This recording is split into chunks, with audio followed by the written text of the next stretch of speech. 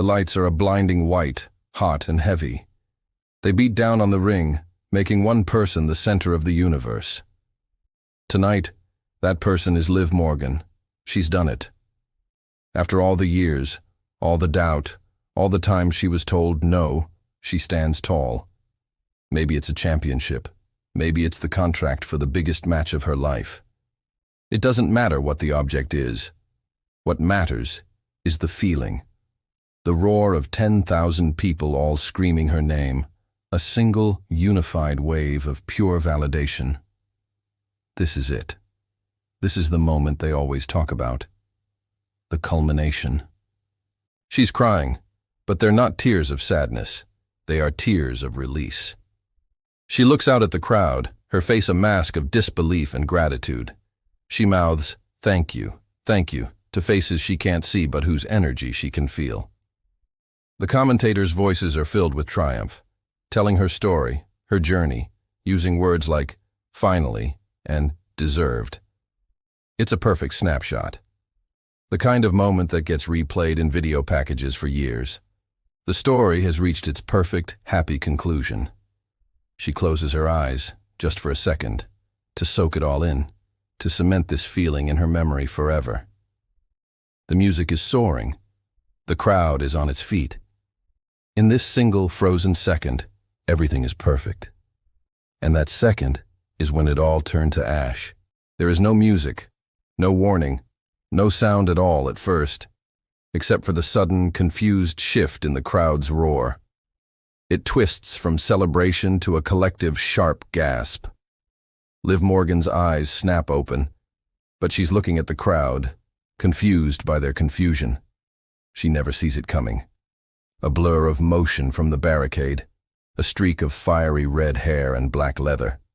Becky Lynch. She isn't walking, she is sprinting. A predator who has been waiting in the long grass.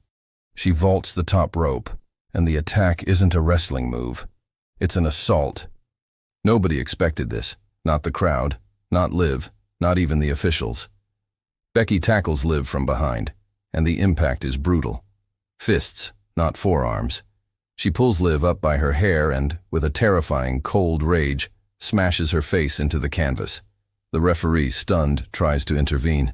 Becky shoves him, hard. He tumbles from the ring. This isn't for a match. This isn't for a title. This is pure, unadulterated animosity. Becky drags Liv's limp body to the corner and stomps, and stomps, and stomps. The boos are deafening now. Not the playful boos for a heel. These are cries of betrayal. This wasn't just an attack. This was a statement. This was a message. And the entire WWE Universe just felt its terrifying impact. Becky Lynch finally stops. Her chest is heaving, but not from exhaustion. It's from adrenaline. A dark, cold adrenaline that has nothing to do with competition. She stands in the center of the ring, a queen surveying a kingdom she has just conquered and burned. She looks down at Liv Morgan, who is not moving. There is no satisfaction on Becky's face, no smug grin, no triumphant pose. There is nothing.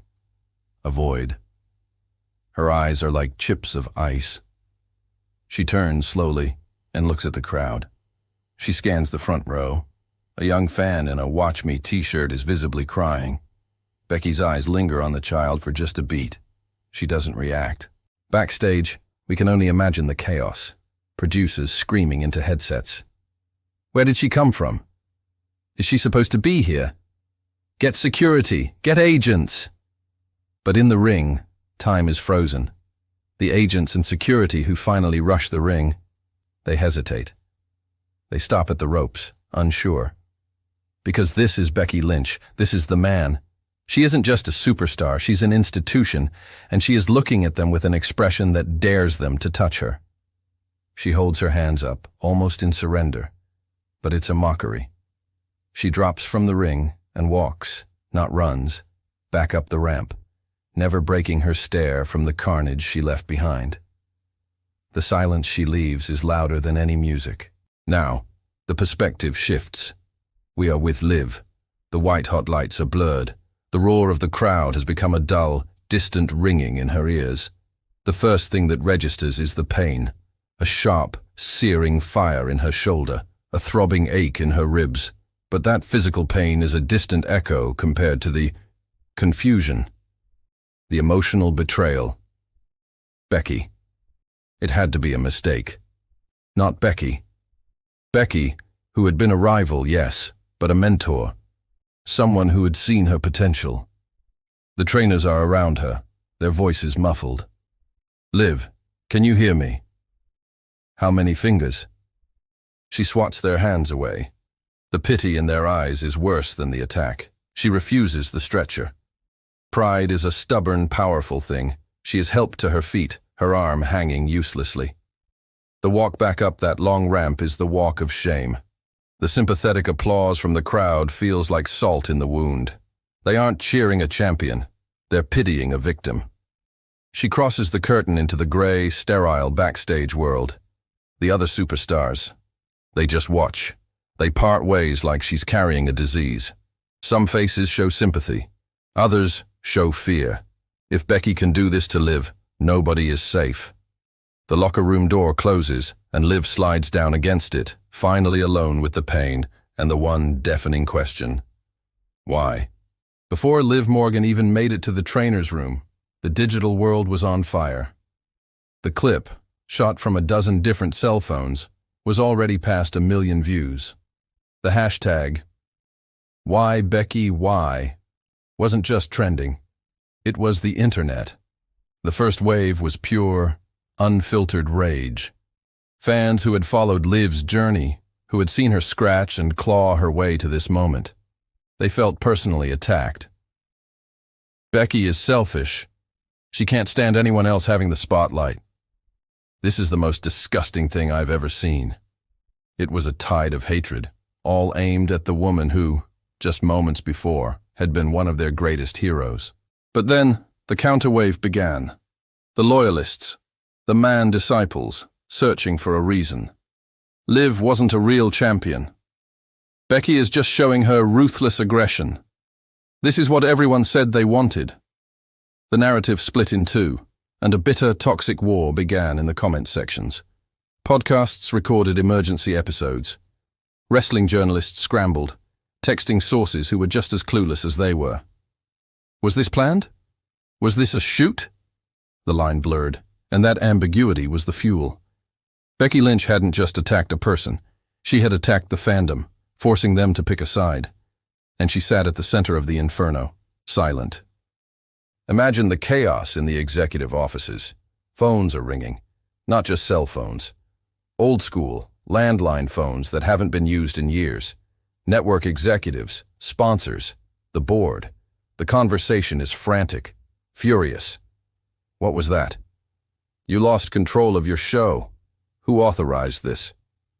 The SmackDown general manager has no answers. He's staring at his monitor, watching the replay again and again. He saw Becky walk through the curtain. He saw the look in her eye. But he never imagined this. He thought she was just going to grab a microphone. He trusted her. That's the problem with icons. They build up so much equity, so much power, that they eventually operate outside the rules. They become the rules. Now the damage control begins. But what can they do? Do they fine her? She can pay it. Do they suspend her? That just makes her a martyr. It punishes the show by removing its biggest star. Do they fire her? Impossible. She is the show. They are trapped. Becky didn't just attack Liv Morgan, she attacked the entire power structure. She held the company hostage, Liv, in front of millions. And the worst part? The terrifying part? The numbers were already coming in. The quarter-hour rating for that segment. It was the highest of the year. The chaos was working. Becky had sent a message not just to Liv, but to them. You don't control me, I control you. Becky Lynch is driving, not in a private jet, not in a tour bus, a rented, anonymous sedan. The radio is off. Her phone is in the glove compartment, switched off, vibrating uselessly against the plastic. She's just driving. The adrenaline is gone. Now, there is just the thrum of the engine and the long, empty darkness of the highway. What has she done? This wasn't an impulse. This was calculated. She'd been feeling it for months. The polite applause, the thank you Becky chants, the feeling of being a beloved legend. She hated it. Legends are what you become when you're finished, when you're safe. She looked at Liv, and she saw everything she used to be.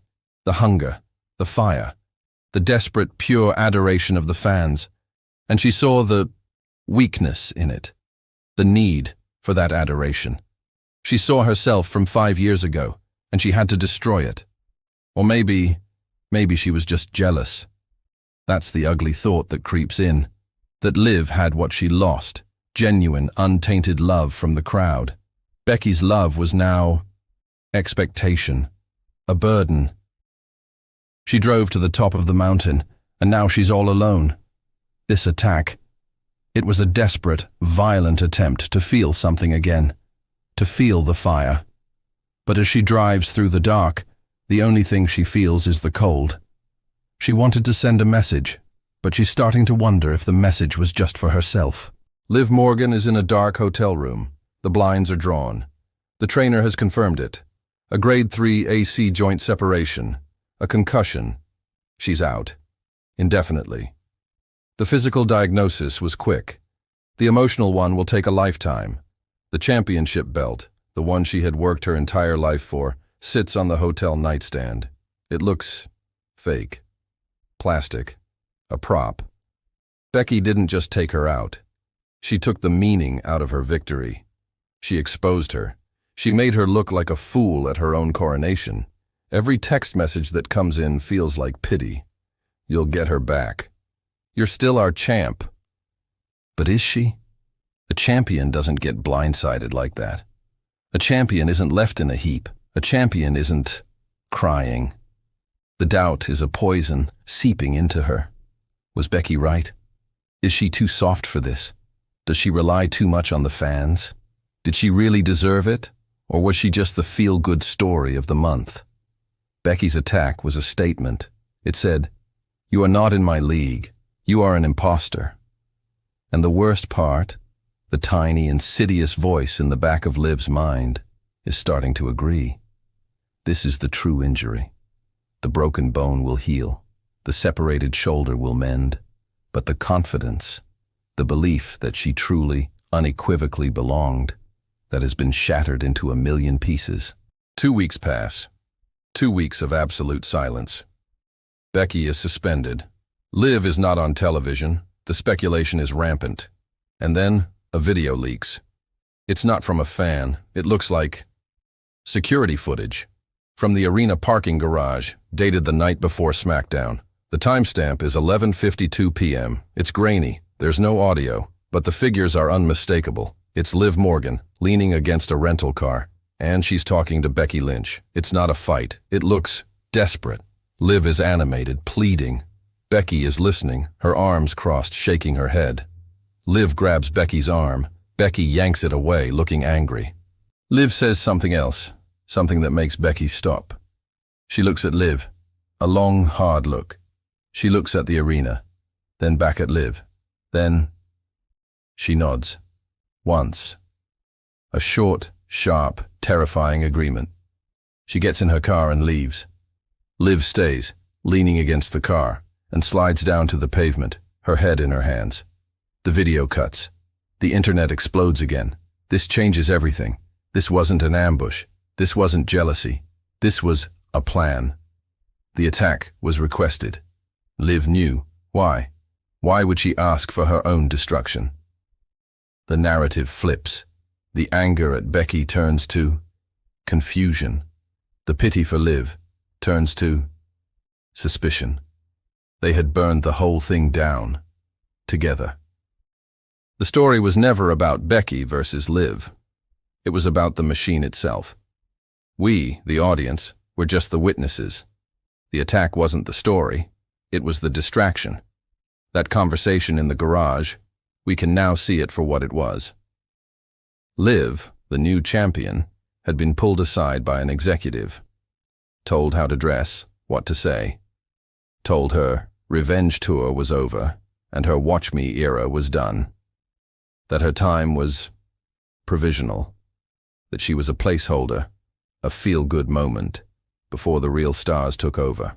She went to Becky, the only one who had real power, the only one who had broken the ceiling, and she told her, "They're going to bury me. They're going to make me a joke."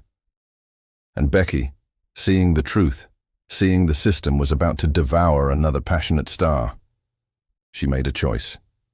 She decided to protect Liv in the only way she knew how, by destroying her. She gave Liv something the machine couldn't, legitimacy through pain. She gave her a real enemy. She gave her an excuse to become something darker, stronger, something they couldn't control. The attack was a message. It was Becky, looking at the entire system, at the executives, at the very idea of a script, and saying, "You don't get to decide who's real. We do." The chaos wasn't the end of Liv's story. It was the violent, terrifying, and necessary birth of her true reign.